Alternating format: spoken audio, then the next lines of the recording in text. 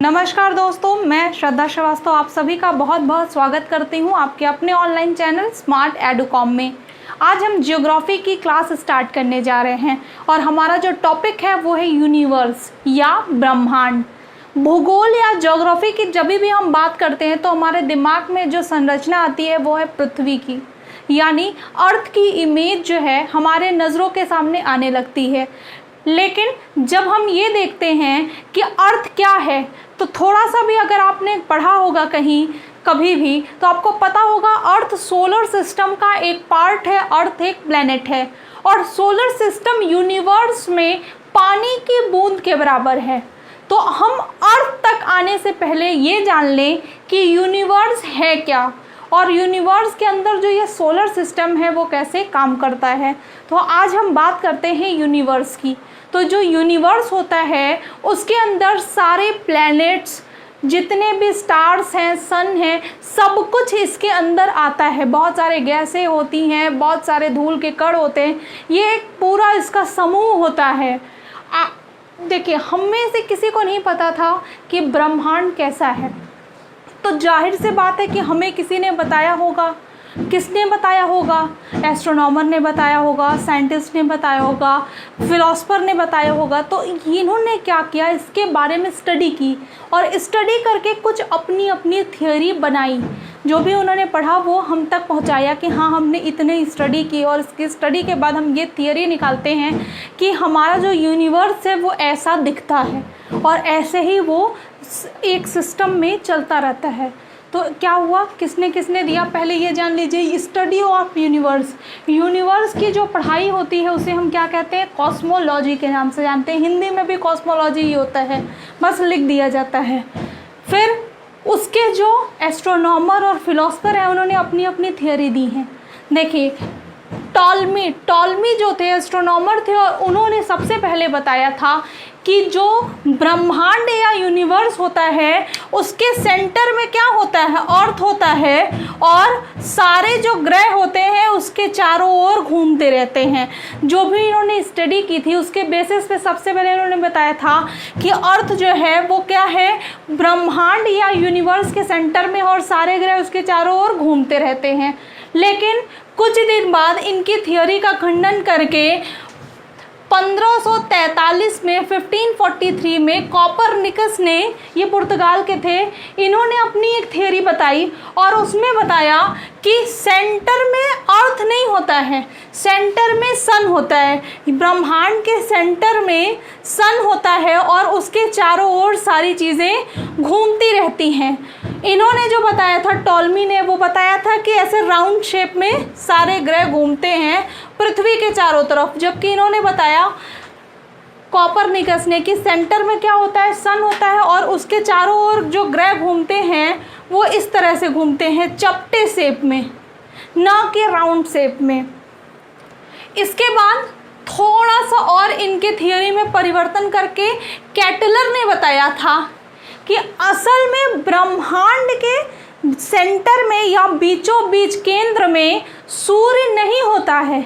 सूर्य किस में होता है? अपनी अपनी आकाश गंगा, जैसे हमारी आकाश गंगा या हमारी गैलेक्सी होती है मिल्की वे या मंदाकिनी, उसी तरह हर बहुत ढेर सारी गैलेक्सी है। तो गैलेक्सी के सेंटर में सन होता है और उसके चारों ओर क्या करता है? सूर्य चक्कर लगाता है। तो कॉपरनिकस ने क्या बताया कि सेंटर में सन होता है और टॉलमी ने बताया था सेंटर में अर्थ होता है। जबकि कैटलर ने बताया कि सन जो है वो गैलेक्सी के सेंटर में है और बहुत ढेर सारी गैलेक्सी हैं ब्रह्मांड में, ना कि किसी ब्रह्मांड के सेंटर में है। ये हम आपको इसलिए बता रहे हैं क्योंकि एग्ज़ाम में नाम दे के पूछता है कि कैसे पूछता है, टॉलमी के सिद्धांत के अनुसार ब्रह्मांड के केंद्र में क्या था। तो आपको पता होना चाहिए कि टॉलमी के सिद्धांत के अनुसार ब्रह्मांड के केंद्र में क्या था? पृथ्वी था, जिसको खंडित किया गया और बाद में जो है कि कॉपरनिकस ने बताया कि ब्रह्मांड के केंद्र में सूर्य है। लेकिन फिर उसके बाद और खंडन हुआ और फिर कैटलर ने बताया कि ब्रह्मांड के केंद्र में ना होकर गैलेक्सी के सेंटर पॉइंट में क्या होता है? सन होता है और उसके साथ चारों तरफ सारे प्लैनेट्स चक्कर लगाते रहते हैं।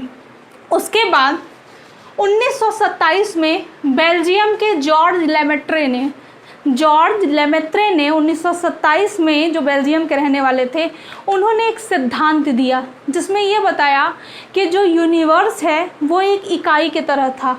उस पर इतना दबाव पड़ा कि उसमें एक विस्फोट हुआ या बिग बैंग हुआ, बिग बैंग थियरी के नाम से जाना जाता है। उसमें एक महाविस्फोट हुआ और सारी चीज़ें बिखर के काफ़ी बड़े रूप में फैल गईं। तो बिग बैंग थियरी ये बहुत ही फेमस है। ये जब भी आप यूनिवर्स के बारे में पढ़ेंगे तो बिग बैंग थियरी का नाम सबसे ऊपर आता है और ये सबसे ट्रस्टेड थियरी मानी जाती है। और बिग बैंग थियरी दी किसने थी? जॉर्ज लेमेत्रे ने दिया था। कब? 1927 में। और इसमें इन्होंने बताया था कि असल में एक यूनिट या इकाई के बराबर होता था यूनिवर्स। कब? 13.8 साल पहले, 13,000 साल पहले, 13,000 साल पहले क्या था? सूर्य एक ब्रह्मांड एक बिंदी के बराबर था जिसमें इतना दबाव पड़ा कि वो बिखर गया। और बिखरने के बाद क्या हुआ? अलग अलग तरीके से फैल गया, जिसमें कई ढेर सारी हमारी गैलेक्सी आ जाती हैं। हमारी पड़ोसी, उसकी पड़ोसी, बहुत ढेर सारी गैलेक्सीज आ जाती हैं। अब बात करते हैं हमारी गैलेक्सी यानी आकाश गंगा के बारे में। इसको आप लोग उतार लीजिए।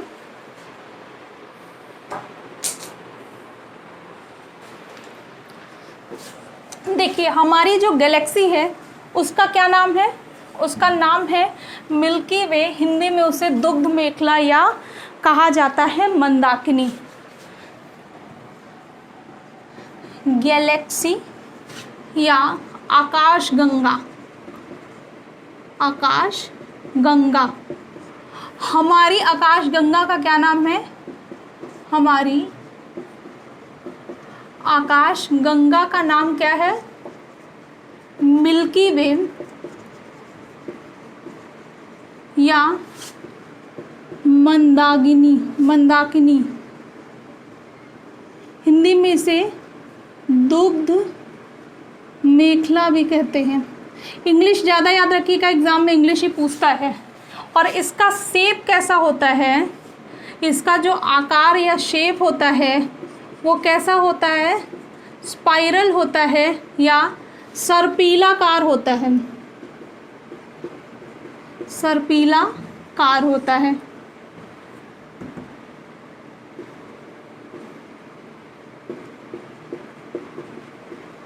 सर्पीलाकार होता है। कैसे? देखिए, इस टाइप का होता है। इस आकाश गंगा में ढेर सारे तारे, ग्रह, उपग्रह, ये सारी चीज़ें होती हैं। कैसे होती हैं हम आपको बता रहे हैं। देखिए, जो इसका सेंटर है ना, इसे कहा जाता है ब्लैक होल। ब्लैक होल, ध्यान से समझिएगा, ये क्या है? सेंटर है या केंद्र है, जिसे हम किस नाम से जानते हैं? ब्लैक होल नाम से जानते हैं। इस पे तारे रहते हैं और तारे 3 स्टेज में डिवाइड होते हैं। 3 स्टेज में डिवाइड होके रहते हैं। और आपको पता होना चाहिए कि हमारा जो सन है वो किस स्टेज में है। तो इस स्टेज पे, इस लाइन पे जो रहता है वो होता है ओल्ड स्टेज स्टार या ओल्ड स्टार। आप याद रखिए, ओल्ड स्टार होता है जो इस लाइन पे होता है। इस लाइन पे जो होता है वो होता है यंग स्टार।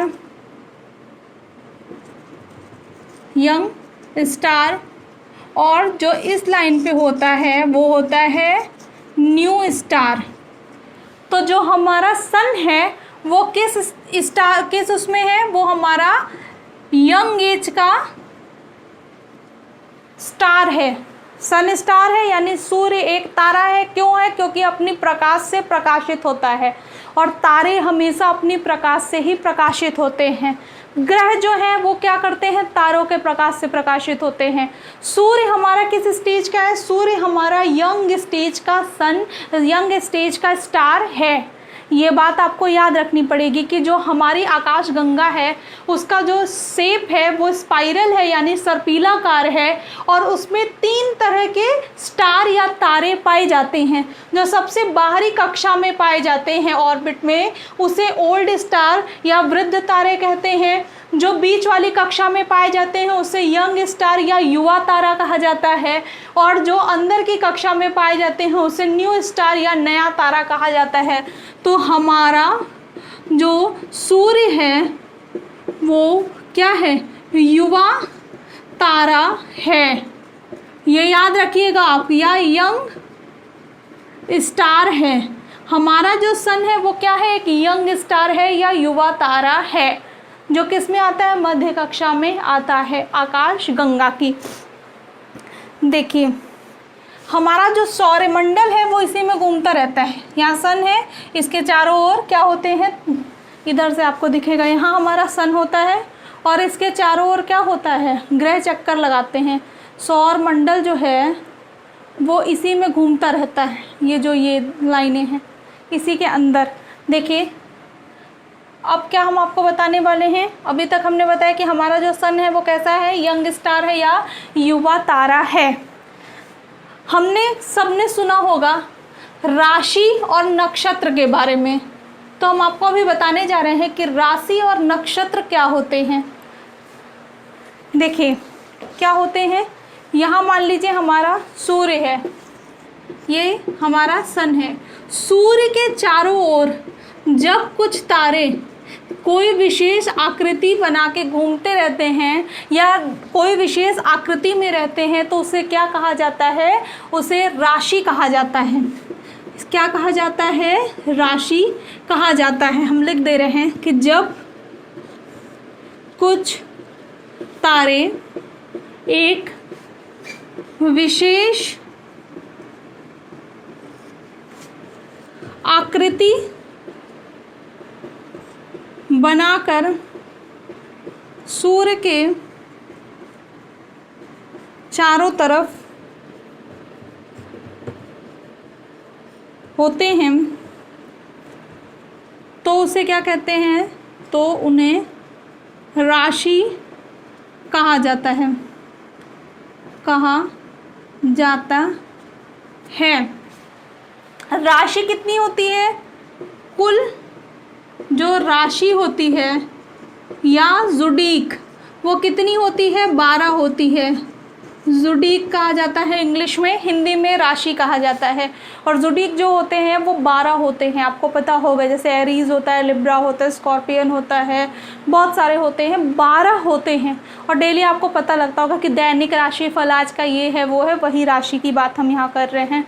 तो वो राशि कैसे निकाली जाती है? सूर्य के चारों तरफ जो विशेष आकृति के तारे होते हैं उसे ही राशि कहते हैं। वो किस दिशा में है, आज किस तरह से इधर उधर हुए हैं या नहीं हुए हैं, उन्हीं को देख के हम बताते हैं कि किस हिसाब से हमारी राशि आज की है। अब बात करते हैं नक्षत्र की। सेम चीज़ है, अगर आपने ये राशि समझ लिया नक्षत्र भी समझ में आ जाएगा। कैसे आएगा? बस सूर्य की जगह आप पृथ्वी को रख दीजिए।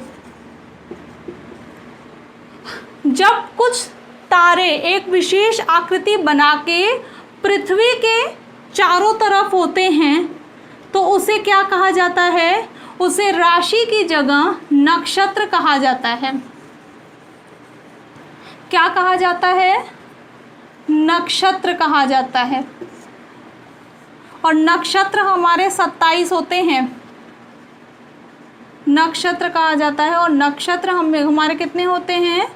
27 होते हैं। तो हमने क्या देखा अभी कि ब्रह्मांड के कुछ सिद्धांत देखे, और उसके बाद हमने देखा कि हमारी आकाशगंगा का क्या नाम है। हमारी आकाशगंगा का नाम है मंदाकिनी या मिल्की वे, जिसमें 3 स्टेज में तारे विराजमान होते हैं। एक होता है ओल्ड स्टेज का स्टार, दूसरा होता है यंग स्टेज का स्टार, और तीसरा होता है न्यू स्टार। हमारा जो सूर्य है वो किस स्टेज में है? वो एक युवा तारा है, यंग स्टेज का स्टार है। और हमारा सौर मंडल भी उसी स्टेज में घूमता रहता है। उसके बाद हमने जाना नक्षत्र और राशि किसे कहते हैं। तो राशि के बारे में हमने जाना कि जब कुछ तारे क्या करते हैं, सूर्य के चारों तरफ एक विशेष आकृति बना के रहते हैं, तो उसे क्या कहा जाता है, राशि, जिनकी संख्या 12 है। फिर हमने नक्षत्र को देखा, नक्षत्र क्या है, 27 होते हैं। पृथ्वी के चारों तरफ जब कुछ तारे एक विशेष आकृति में रहते हैं उसे क्या कहते हैं, नक्षत्र कहते हैं।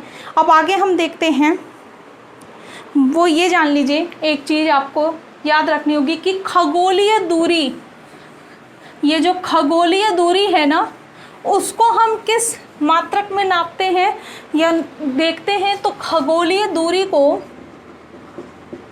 ये पूछा जाता है, खगोलीय दूरी को नापने का सबसे बड़ा मात्रक जो है वो होता है पारसेक। तारों की दूरी हम इसी में नापते हैं, पारसेक, ठीक है। इसके बाद हम बात करते हैं तारों की, कि तारे किसे कहते हैं, और कुछ स्पेशल तारे जो होते हैं जैसे ध्रुव तारा, सप्तऋषि मंडल, ये कैसा होता है, क्या होता है। आगे शुरू करते हैं, हम यहाँ लिखते हैं तारे, और तारों के बारे में चर्चा शुरू करते हैं।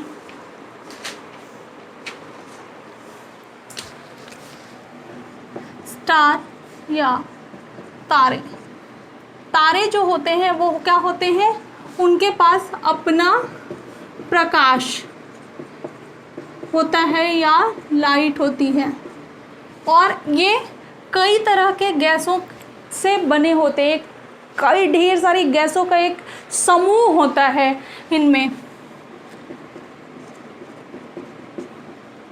गैसों का समूह होता है, जिसमें दो गैसें मेन होती हैं, एक होती है हीलियम, दूसरी होती है हाइड्रोजन। हीलियम होती है, ये दो गैसें जो है सबसे अधिक होती हैं, एक हीलियम और दूसरा हाइड्रोजन। हाइड्रोजन ये सर्वाधिक मात्रा में होती हैं, मैक्सिमम,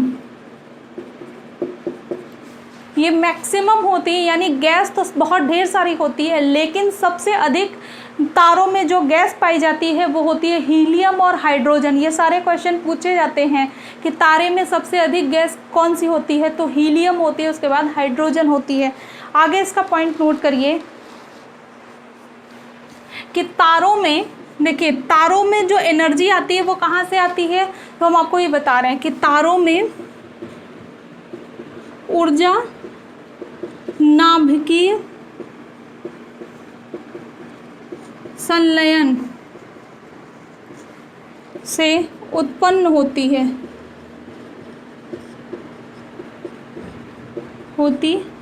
नाभिकीय संलयन मतलब जब एटॉमिक जो होते हैं वो मिलते हैं ढेर सारे तो एक साथ, तो उसे नाभिकीय संलयन कहा जाता है, एक साथ मिलने लगते हैं, तो उसके कारण ही इनमें क्या होती है, एनर्जी बनती है।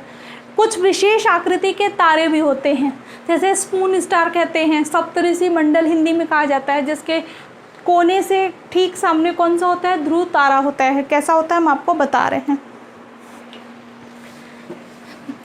पहले एक पॉइंट जान लीजिए कि आकाशगंगा का सबसे चमकीला तारा, आकाशगंगा का सबसे चमकीला तारा, चमकीला तारा या साइनेस्ट स्टार कौन सा होता है, वो होता है डॉग स्टार, या उसे हम कहते हैं सीरियस, सीरियस डॉग स्टार या सीरियस तारा, वो आकाशगंगा का सबसे चमकीला तारा होता है। इसके अलावा पृथ्वी का सबसे निकटतम तारा जो होता है, नियरेस्ट स्टार ऑफ अर्थ, पृथ्वी का सबसे निकटतम तारा, नियरेस्ट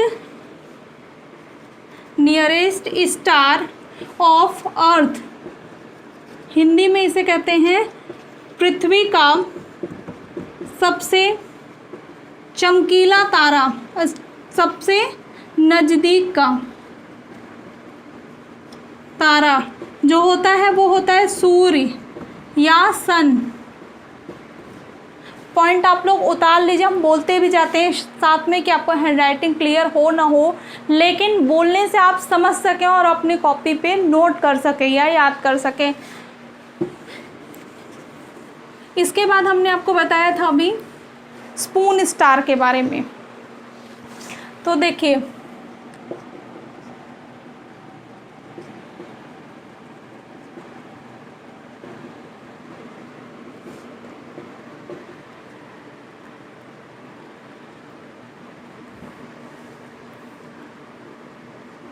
ये जब आप शेप देखेंगे तो इस तरह से आप देखेंगे एक चम्मच के आकार की आकृति बनती है। इसे हम क्या कहते हैं? स्पून स्टार कहते हैं। स्पून स्टार, हिंदी में इसे हम सप्त ऋषि मंडल कहते हैं। और इसके जो कोना है, इसके ठीक सामने जो तारा होता है उसे हम क्या कहते हैं? ध्रुव तारा कहते हैं। ध्रुव तारा, इसका डायरेक्शन हम आपको बता दे रहे हैं कि कहाँ होता है।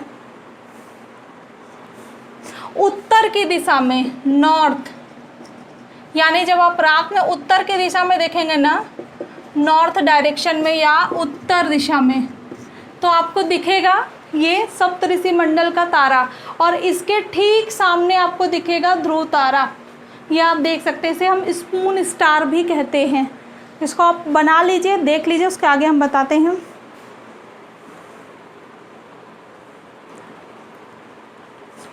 देखिए, जो हमारे तारे हैं ना, जो तारों का रंग होता है